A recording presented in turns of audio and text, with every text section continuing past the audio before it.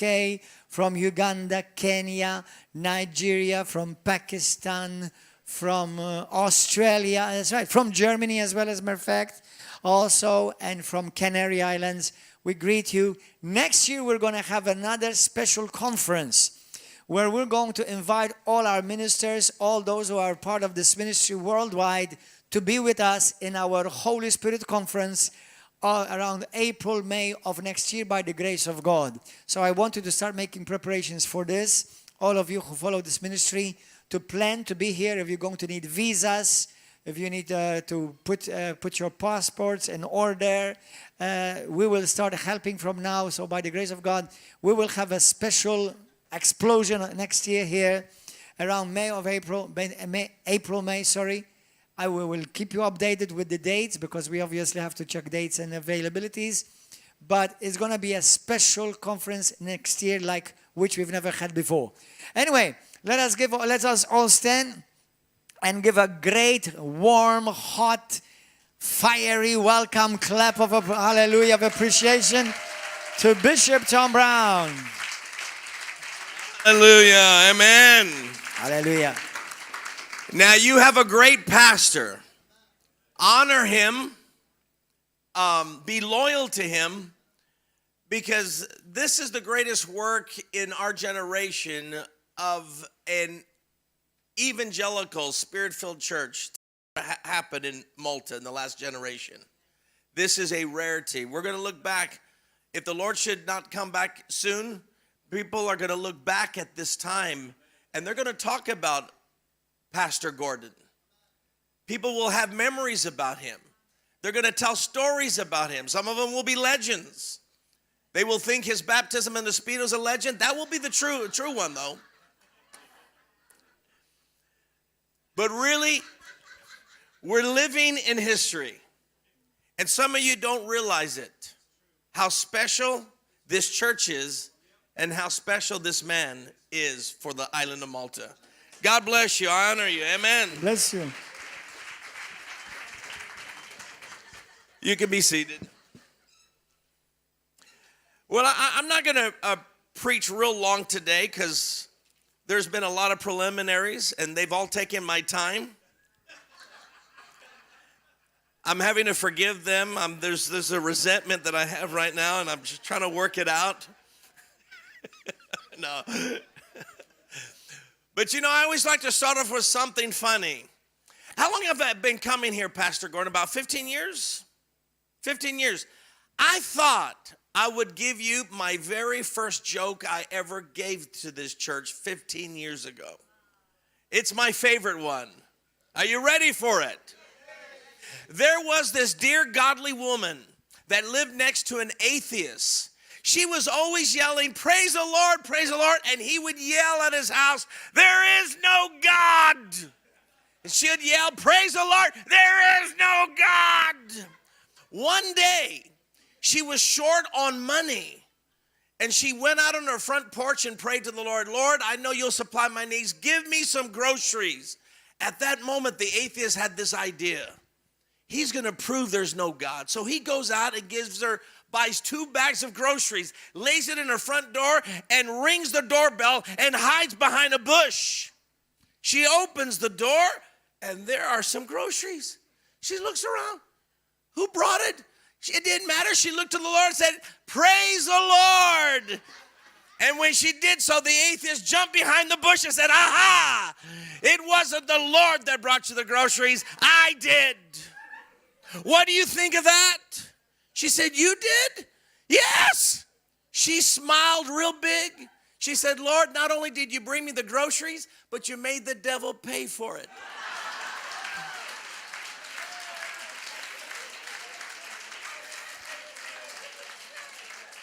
You remember that joke still after 15 years. Praise God. Sonia, real quickly. I have books out there. Here's just a few of the books that we have. Spiritual Gifts for Spiritual Warfare. How do you fight Satan? You have weapons. Learn to use those weapons. If you have broken heart, this is the book. Breaking Toxic Soul Ties. If you're hooked with wrong people, this is the book you need to read. And if you want to know everything about spiritual warfare that you need to know to get started, this is the book, Devil, Demons, and Spiritual Warfare. I've sold hundreds of thousands of copies of these books. They'll be a big blessing to you. So talk to my wife afterwards. The books are $20 a piece, 20 euros a piece. We'll have a special of 3 books for 45 euros, and I'll be glad to sign it, all right? God bless you. Let's all stand up. Lift up your Bible in your hand and say, this is my Bible. It is the Word of God. I am who it says I am.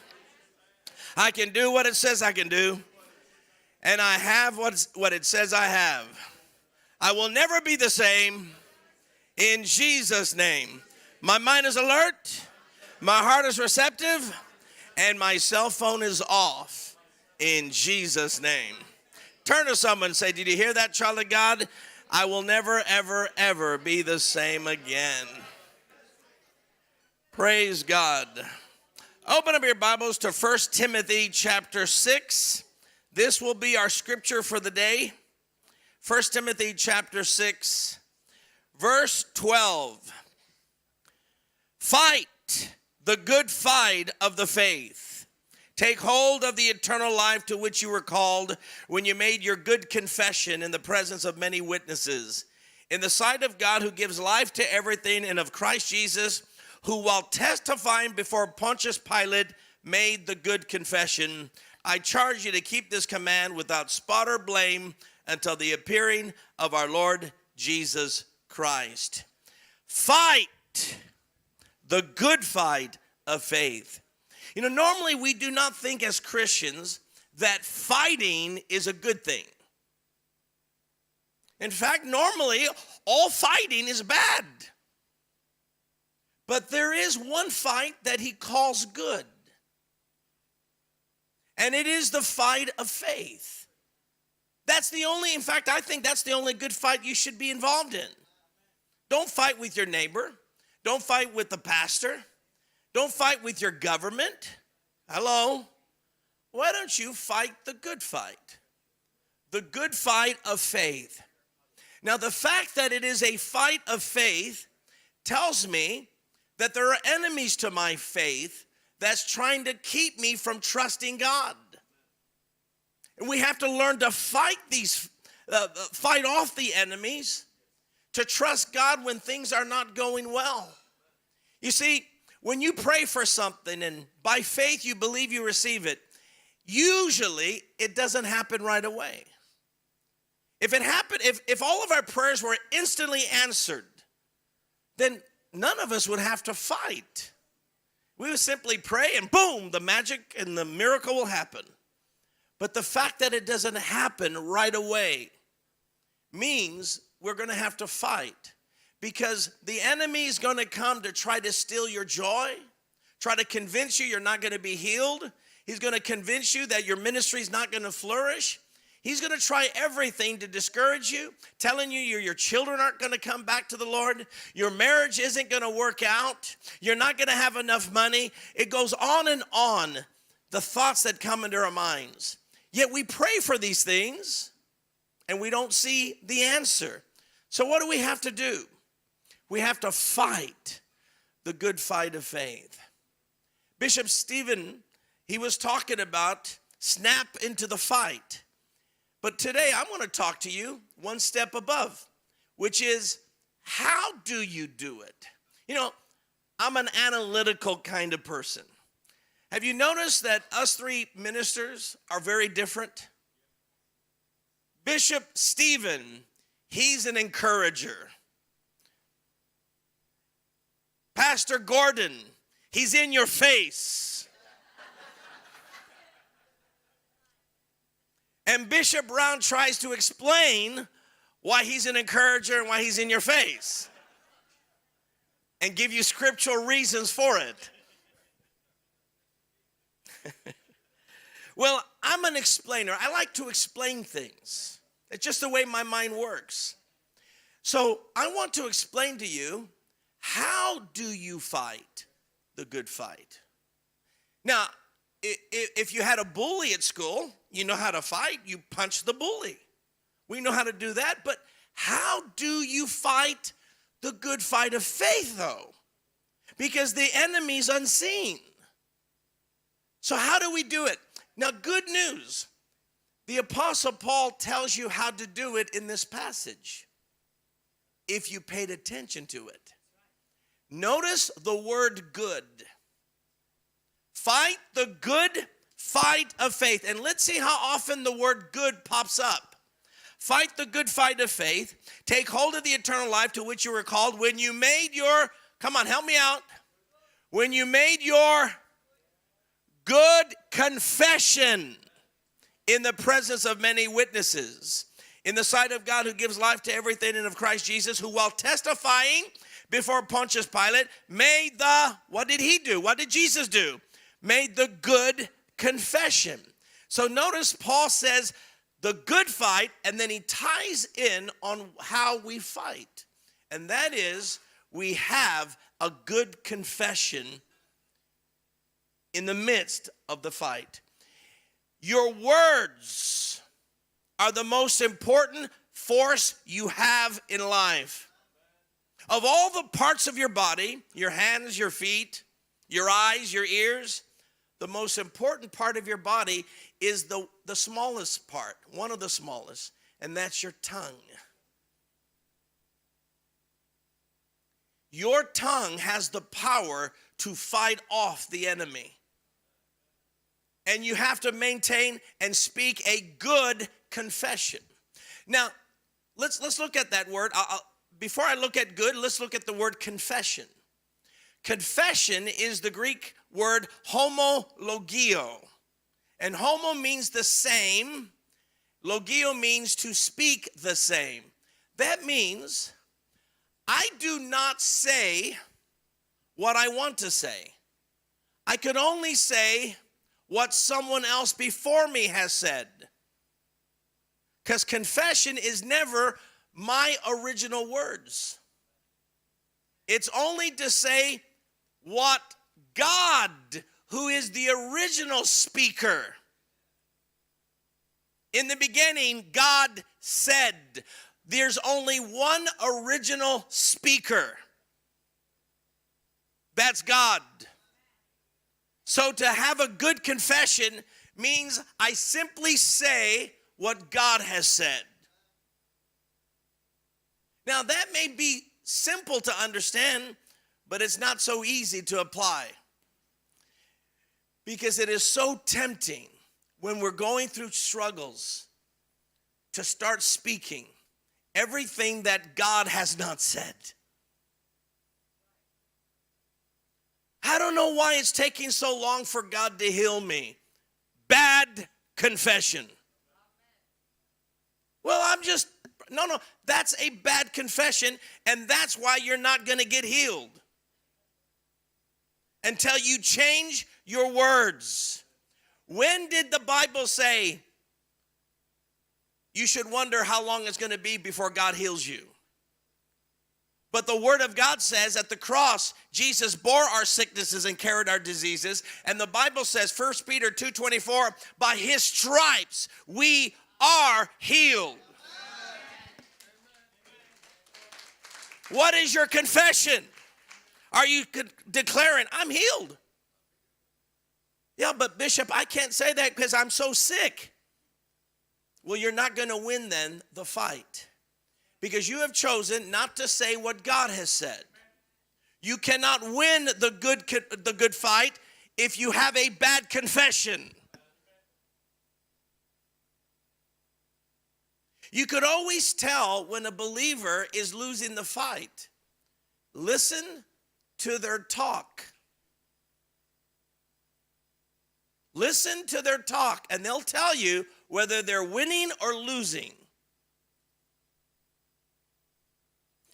If a person doesn't talk right, it's because they don't believe right. And they don't believe right because they are not thinking right. And they're not thinking right because their mind has not been renewed by the Word of God. I just want to be honest with you. you cannot win and defeat the forces of darkness if you're not going to change what's in your mouth. But here's the thing. You can't decide to try to change the mouth when your thinking is wrong. Because your thinking is going to produce wrong belief. And the wrong belief is going to produce the wrong speech. So that means you've got to change your thinking. You have to renew your mind to God's word. Because you'll never have a good confession without a good mind.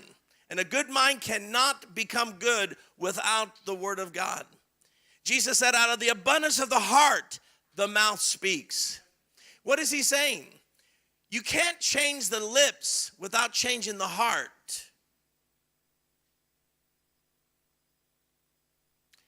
And to be honest with you, some of you, your heart's wrong. It's full of fear. It's full of doubt. It's full of discouragement, hopelessness, frustration, self-pity. All of this is in your heart. And then you want to know why you're not winning the battle. Listen to your words. Your words are revealing what's in your heart. It's getting quiet in this Presbyterian church. Probably I should have said it's getting quiet in this Catholic church. Pastor Gordon didn't like that one. No, it's good to have quietness. In fact, I kind of like it when sometimes everyone's quiet and everyone's not cheering. Because most of the deep work isn't during the clapping. Hallelujah! The deep work is Selah.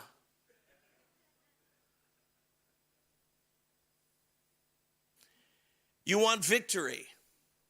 You have to change your confession.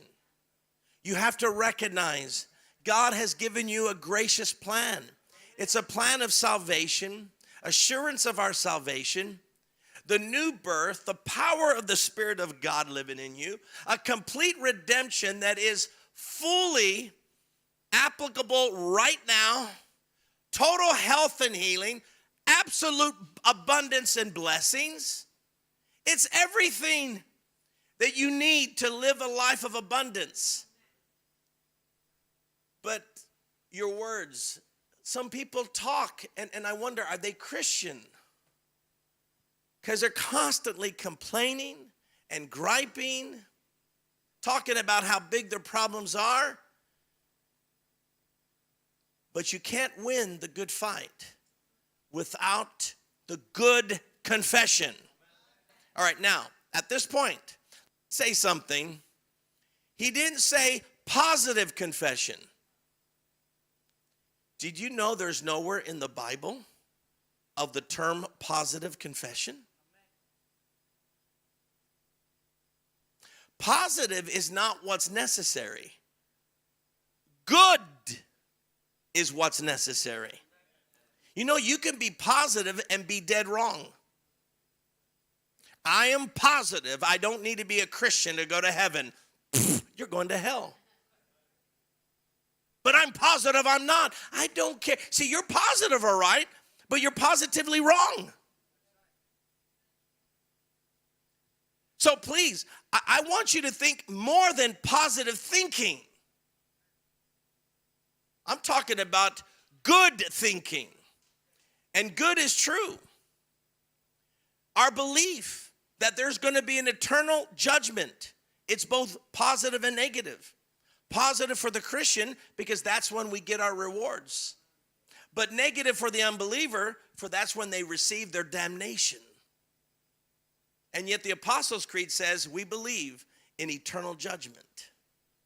Is that positive? For some, but not for others. It's not about positive confession. It's about good confession. I think before there was Joel Osteen, there was a minister named Robert Schuller. He had the Crystal Cathedral, and he was the most popular TV minister in America. And he was the most positive speaker you can imagine. And I enjoyed hearing his sermons. I enjoy hearing positive sermons. But I can filter it out and recognize that I just got to put in the Word of God and recognize sometimes they go over positive and get, you say, you can't go over positive. Yes, not if you get inaccurate. Do you see this? So here's this positive preacher building the largest TV ministry in America. He built the most beautiful cathedral in all of America called the Crystal Cathedral. Most beautiful. That's not my view. That's architects telling us. That's the most beautiful church ever built. Positive. But you know what he said? I'm positive that homosexuals don't have to change. God accepts them the way they are. Is that positive? No, it's positive. But it's not good. Do you see the difference? Now, what happened to the church? That positive church went bankrupt. Yes, and they sold the cathedral to pay all of its debts to the Catholic Church to take it over. What happened to the positive thinking, positive confession? It's not about positive. It's about good confession. Now, good confession for the believer will often sound positive. See, to me, to declare I'm healed by the stripes of Jesus, that is positive, but it's also good because it's based on the Word of God. You see the difference? So I just want you to understand, we're talking about good confession. So, you might say to me, well, Bishop, I've always had trouble with this message of confession. I hear what you and Pastor Gordon and Kenneth Copeland and all these ministers talk about, but I don't think we should be confessing healing when we're sick, confessing abundance when we're poor, confessing our children are getting saved when they're running off with the devil. I mean, how can I confess something when I don't see it? Okay. The Bible says we live by faith, not by sight. So the fight of faith is going to take place when with your eyes you are not seeing what you are saying. You're not always going to see what you're saying, but in order to see what you want to happen, you have to say it first before you see it. That's the way God did. The Bible says there was darkness, and God said, light be. God didn't look at the angel Gabriel and said, oh, it's sure dark out there. Oh, man, I can't even see the hand in front of my face. Whoa, Jesus, it's dark. It sure is, Father. It's dark. Dark, dark, dark. No, in order for God to see light, he had to say light. God had to create what he wanted by saying it. Now, he didn't confess it because he's the original talker. But we now come after God and recognize the creative principle is that God creates by words, and now we're made in God's image to reflect his glory, and we create by confessing his creative word. See, do you realize this is the power of God? Because God's word is his power. It is the way God creates. So what he did is he gave us his word in book form. First and most highest form is in Jesus Christ, the body of him. For he is the word made flesh.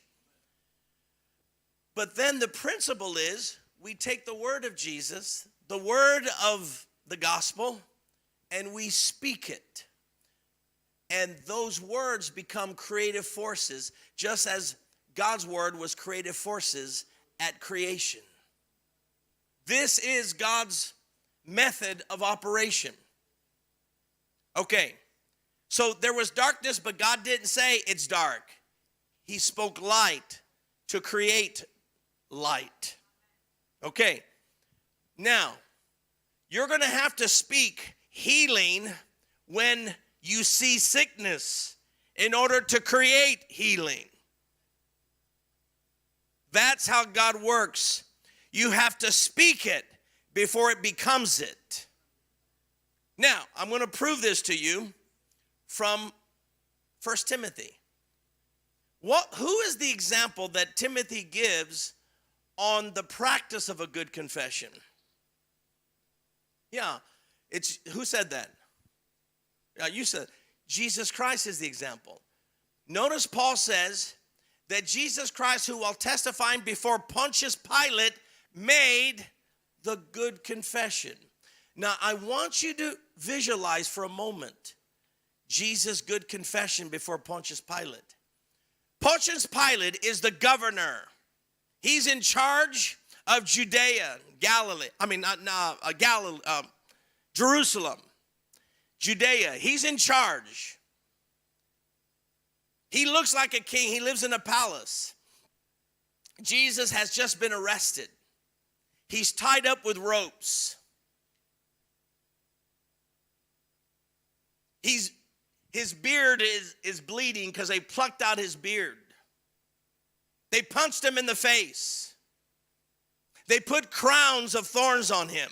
And in just a few moments, Jesus is about to be taken from the palace of Pontius Pilate and whipped. And while Jesus is tied with a rope, bleeding from his face, he stands before Pontius Pilate, who looks like he's the king. And he makes the good confession. Question: what was Jesus' good confession? Pilate said, "So are you a king?" Because Jesus had said, "My kingdom is not of this world. For if it was of this world, my disciples would fight to prevent my arrest.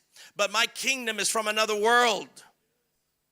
And Pilate says, "So you are saying you are a king?" And Jesus said, "You are right in saying I am king." What was Jesus' good confession? I am king. But he is tied with ropes. He is a prisoner of Rome. Jesus does not look like a king. He looks like a prisoner. Pontius Pilate looks like a king. Jesus looks like a prisoner. But what was Jesus' good confession? I am king. He's telling the man who looks like a king, I'm the king. Is Jesus is doing what God did, what he did with the Father in creating the worlds. In other words, Pontius Pilate, light be.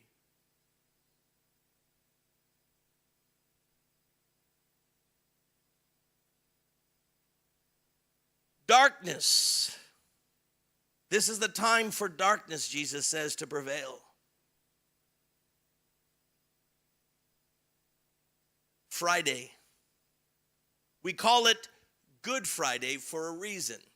Because what looks negative. See, that's why don't use the idea of negative and positive, because it doesn't tell us much. What looked negative, we call it Good Friday, because what appears to be bad was salvation for the world.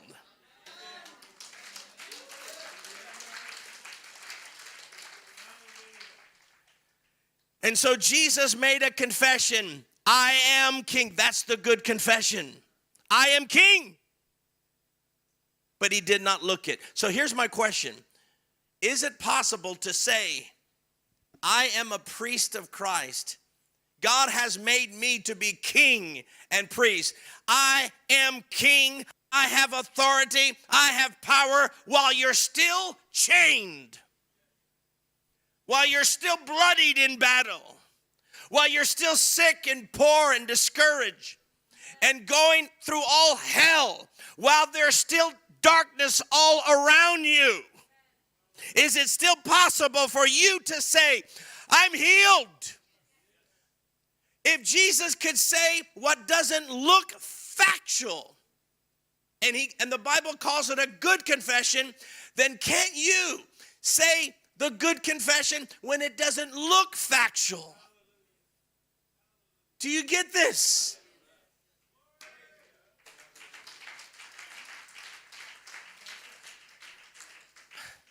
Now, I want to ask a question. I want to see if this good confession worked. Jesus said, I'm king. I want to see if it worked in the world. Did light come? How many in the world today consider Jesus to be their king? How many of you all know there are more people who declare Jesus is their king, their Lord, than any human being that's have ever walked on the face of the earth? And it's happening even right now.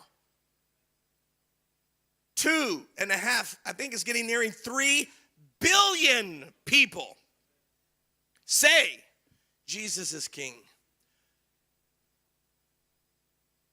How many people declare Pontius Pilate to be their king right now? Let's count. 0. But who was king in 33 AD? Pontius Pilate. At least he looked king, but he really wasn't. Jesus made a good confession, even when it did not look it. And what I'm telling you, my brothers and sisters, you can never live a life of victory if you get caught up in the darkness around you. You get caught up in your problems and in your difficulties and your struggles. You understand that? We cannot begin to be caught up in the pain and say, well, I just like to say it the way it is. I'm real. Who's ever done that? I'm just real. You know, you're real stupid.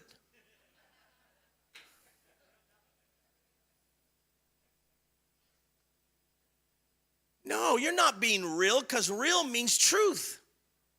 What you're doing is you're saying the lie because of the pain you're going through. Didn't Jesus have pain in the palace of Pontius Pilate?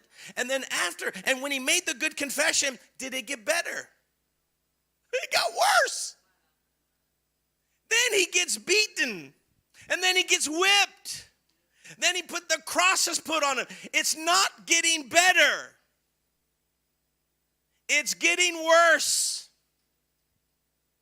But Jesus knows I made the truthful statement. In fact, Jesus said to Pontius Pilate, everyone on the side of truth listens to me. Pontius Pilate says, what is truth? In the end, a good confession is to speak truth.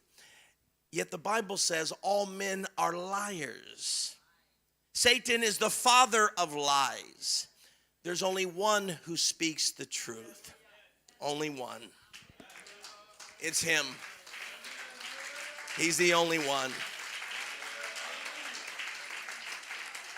And that's the person I'm going to confess. So when the world tries to put pressure on me to change my beliefs, to change my doctrine, to say you need to be positive, you need to be more accepting of other people. Listen, I love everyone. I'm told to love even my enemies.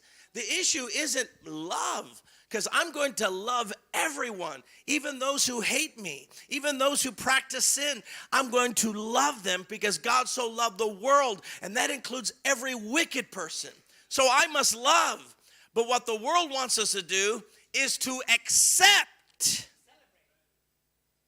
yes, and even celebrate wickedness. But we cannot. We will never triumph giving in to the world. This is why we must speak truth and speak it in love. And I'm here to tell you, you can have victory in life, but you're going to have to make a decision. I got to renew my mind to the Word of God in order to believe right, because I can't believe right if I'm thinking wrong. If I'm letting the world tell me what truth is. The world doesn't know truth. They'll never tell you the truth. Don't you get it? They'll always lie to you. And if you can't believe lies of the enemy in one area and then believe truths of God in another area. It's a holistic life. You have to believe truth from every aspect of life. So when we decide we're going to live by truth and confess God's truth, thy word is truth, O Lord. When we can say that, your word is truth, and there is nothing anyone's going to say to me that's going to change my mind about truth. If, for example, Jesus said to tithe and he did, then not one preacher is going to convince me otherwise. I don't care if he has a mega church, and I don't care if I used to respect him. If he tells me Jesus' words are not truth to me now, then I'm going to stop listening to him. And I've just stopped listening to some preachers, because if anyone is going to get pressured to change belief, and yet in order to do it, they have to tell me Jesus' words are not eternal, that his words have passed away, then you know what? That is not a minister worthy to even listen to anymore, because they have misunderstood the infallible, eternal word of God. God who speaks light, just as Pastor Gordon says, he speaks of eternity in time. So even when Jesus healed the sick, you know why he healed every sick person? Well, because the Jews had an old covenant of healing. No, he did not heal the sick under the old covenant of healing. Read Matthew chapter 8. Matthew says, and Jesus healed the sick to fulfill what was spoken through the prophet Isaiah. He himself bore our sicknesses and carried our diseases. You hear what he just said? He healed because of the cross. I've had people tell me, no. Healing is not in the atonement because Jesus healed people before the cross. But don't you get it? The cross, Jesus is the Lamb of God slain before the foundation of the world. There is no time with God. Everything Christ did, he spoke truth. Everything he taught, it was the terms of the new covenant. Everything he preached was and is eternal truth. So we have to guard our heart and make sure the people we listen to are telling us the truth of Scripture. They're not trying to tap dance around what the Bible says. Because in the end, you get influenced by that. But I'm here to tell you, Pastor Gordon is not like that. And this is why the ministry will last. Because it's based on truth, not positivity. Amen. Are you ready to fight the good fight of faith? Who's ready to fight the good fight? Then stand up right now. Hallelujah. Now, are we ready to make a good confession? Say out loud with me. Say, in the name of Jesus. Jesus has made unto me kings and priests so I can serve God. I am a priest. I don't need a man before me, for I can go to the Father directly through our Lord Jesus Christ. I'm a priest of God, and I am a king. I have been given the gift of righteousness so that I can reign through Christ Jesus. I am reigning I confess that I have been given authority over all the authority of the devil. I can trample on serpents and scorpions and overcome all the power of the evil one. Nothing shall harm me. I confess what Jesus did at the cross. He bore my sicknesses. He carried my diseases. With his stripes, I am healed. I do not go by what I see. I do not go by what I feel. I go by the word of God. And I confess that my God shall supply all my needs according to his riches and glory. By Christ Jesus, I am rich. I'm blessed. I'm highly favored. I confess that I have the mind of Christ. I have the wisdom of God. I have been sanctified by the Lord. I confess that my body is the temple of the Holy Spirit. The Holy Spirit dwells within me, and he helps me produce good fruit. I confess that the love of God has been shed abroad in my heart by the Holy Spirit. I do not hate. I love the brethren. I love one another. I even love my enemies. I confess that I have peace, the peace of Christ that guards my heart and my mind in Christ Jesus. I have peace. I do not worry. I am not afraid, for I confess that I do not have the spirit of fear, but I have the spirit of power, of love, and of a sound mind. I have a sound mind. I am smart and intelligent. I have all that I need that pertains to life and godliness. I confess that I'm the head and not the tail. I'm above only and not beneath. I confess I'm a child of God, and like Jesus, I make a good confession in the presence of many witnesses, whether they're good witnesses or bad ones, whether they're for me or against me, for I still confess what God has said. Let God be true and every man a liar. I do not listen to men. I do not have an original thought. I do not have an original word. No, I trust in God, who has the right thoughts, who has the right words, and I say what God says. And that's the way I'm living.